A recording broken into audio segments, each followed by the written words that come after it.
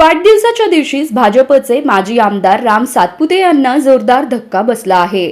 सातपुतेंसह पंढरपूरचे प्रशांत परिचारक आणि बार्शीचे राजेंद्र राऊत यांना देखील मोठा दणका बसण्याची शक्यता आहे।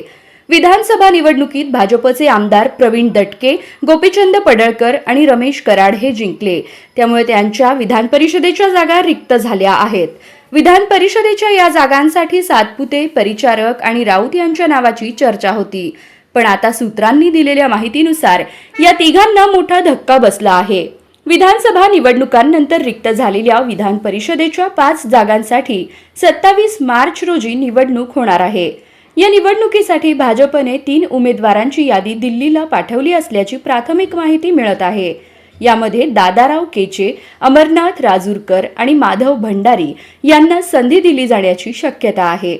दरम्यान विधानसभा निवडणुकीत विजयी झाल्यामुळे आपल्या आमदारकीचा राजीनामा दिल्यानंतर महायुतीमधील आमदारांच्या जागांवर कोणाला संधी मिळणार याकडे सर्वांचं लक्ष लागलं आहे।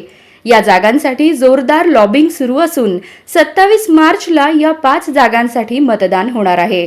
संभाव्य यादीत सातपुते, परिचारक आणि राऊत यांची नावे नसल्याने त्यांच्या समर्थकांना मोठा धक्का बसणार आहे।